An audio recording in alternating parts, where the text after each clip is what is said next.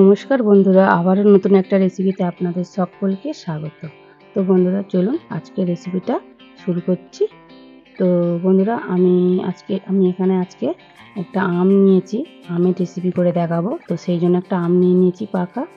আর এই আমটা হচ্ছে হিমসাগর আম, আর খুব পাকা, খুব মিষ্টি হয়।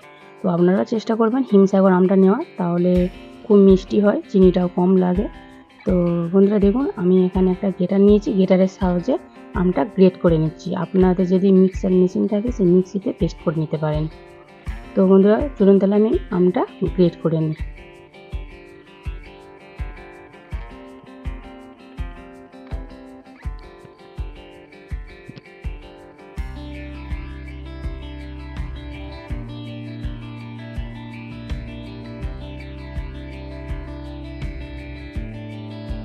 এই গ্রেটারের সাহায্যে গ্রেট করলে খুব ভালোভাবে গ্রেট হয়ে যায়।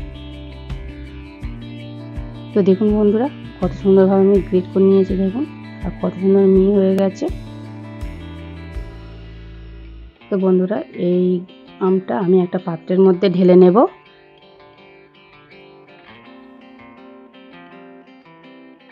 তো অনেকটাই, একটা আম থেকে অনেকটাই আমের পাল্প হয়েছে বন্ধুরা, দেখুন। তো যতটা হয়েছে এটা আমার হয়ে যাবে ভালোভাবে। তো দেখুন বন্ধুরা, এখানে আমি পরিমাণ মতো সুজি দিয়ে দিচ্ছি কিছুটা।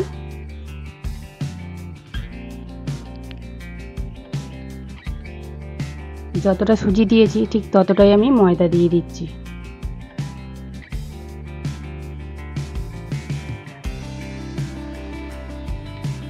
তো পরপর উপকরণগুলো আমি মিশিয়ে নেব বন্ধুরা, দেখুন। তো একটু লবণ দিয়েছি স্বাদ মতো, যেহেতু মিষ্টি জিনিসে একটু অল্প লবণ দিলে এর স্বাদটা কিন্তু আরও ভালো হয়, তো সেই জন্য অল্প করে একটুখানি লবণ দিলাম। তারপরে দেখুন বন্ধুরা, মৌরি দিয়ে দিয়েছি অল্প একটু, আর পরিমাণ মতো আমি চিনি দিয়ে দিচ্ছি। তো এখানে আমি 4 চামচ চিনি দিচ্ছি, কিন্তু পুরো ভর্তি করে দিচ্ছি না, দেখুন বন্ধুরা, অল্প অল্পই দিচ্ছি। তো মিষ্টিটা আপনারা বুঝেই দেবেন।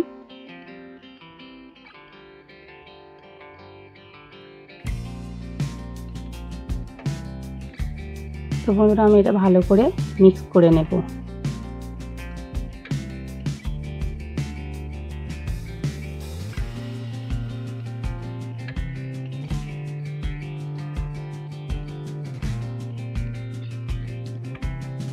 তো বন্ধুরা চামচ দিয়ে ঠিক মাখা যাচ্ছে না, হাত দিয়ে নালে ঠিক হবে না, তো সেই জন্য আমি হাত দিয়ে ভালো করে মেখে নেব।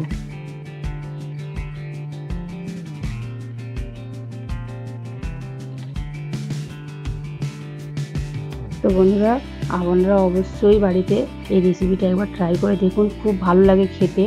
তো আপনারা চেষ্টা করবেন বাড়িতে এইভাবে বানিয়ে খাওয়ার। আমের ফুরুলি খুব ভালো লাগে খেতে।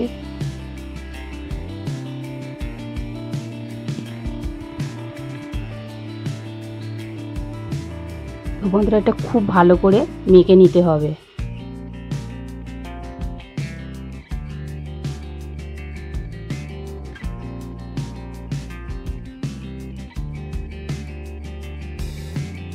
তো বন্ধুরা দেখুন, আমাকে জল দিতে লাগেনি। তো যতটা আমের পাল্প ছিল হয়ে গেছে। তারপর আমি চিনি দিয়েছি, চিনিটাও যেহেতু গলে যাওয়ার পর একটু বেশি দেখুন নরম মতো হয়ে গেছে। তো আমার এখানে জলটা লাগেনি, আপনাদের যদি জল লাগে আপনারা দিতে পারেন।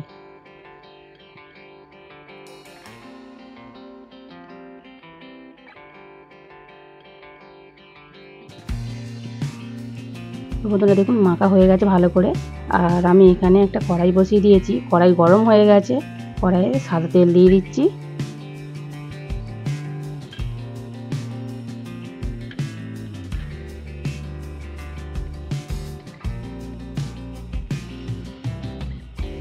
তো তেল খুব ভালোভাবে গরম হয়ে গেছে, আর দেখুন বন্ধুরা আমি ছোট ছোট ফুলুরি আকারে দিয়ে ভেজে নেব। তো বন্ধুরা আপনারা দেখতে থাকুন কীভাবে আমি ফুলুরিগুলোকে ছাড়ছি তেলের মধ্যে।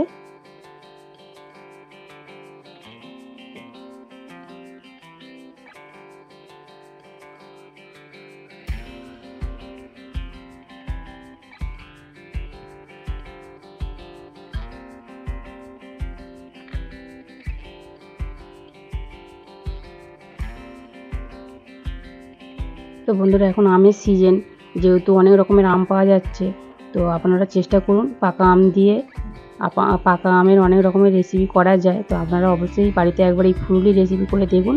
খুব সুন্দর হয়, খুব টেস্টি হয় খেতে। আমার তো খুব ভালো লাগে, আপনাদেরও নিশ্চয়ই ভালো লাগবে। আপনারা অবশ্যই বাড়িতে বানিয়ে দেখুন। তো দেখুন বন্ধুরা, ফুলে কত বড় হয়ে গেছে। যত ভালো ফাটানো হবে তালের ফুলুরির মতন খুব ভালো ফোলে এগুলো। তো বন্ধুরা দেখুন, এক পিঠ করে হয়ে গেছে, আমি নাড়াচাড়া ভালো করে দিয়েছি। আর একটু উল্টে পাল্টে ভালো করে ভাজা করে নেব। তো বন্ধুরা, অল্প আঁচে এগুলো ভাজতে হবে, খুব জোরে দেবেন না, তাহলে ভিতরে কাঁচা রয়ে যাবে আর বাইরেটা পুড়ে যাবে। তো দেখুন বন্ধুরা, খুব ভালো করে ভাজা হয়ে গেছে, কত সুন্দর দেখতে লাগছে। দেখুন কালারটা খুব সুন্দর এসছে দেখুন। এবার আমি সবগুলো তুলে নেব। তো বন্ধুরা, ভিডিওটা যদি ভালো লাগে লাইক শেয়ার কমেন্ট অবশ্যই করবেন, চ্যানেলটিকে সাবস্ক্রাইব করে পাশে থাকবেন আর বন্ধুদের কাছে শেয়ার করবেন।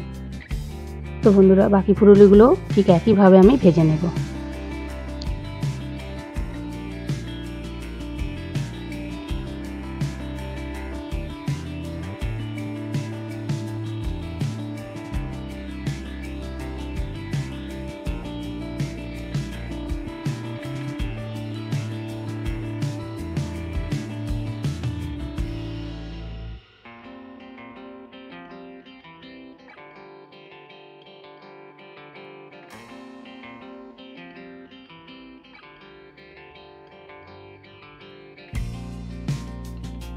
তো দেখুন বন্ধুরা, সবগুলো দেওয়া হয়ে গেছে। আর দেখুন ভালো করে উল্টে পাল্টে আবারও নাড়াচাড়া করে সবগুলো ভেজে নেব।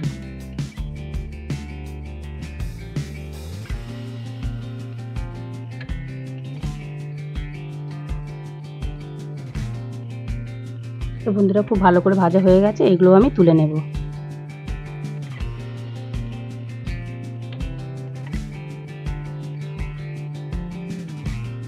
দেখুন বন্ধুরা, কতগুলো হয়েছে একটা আম থেকে, আর কত সুন্দর দেখতে লাগছে।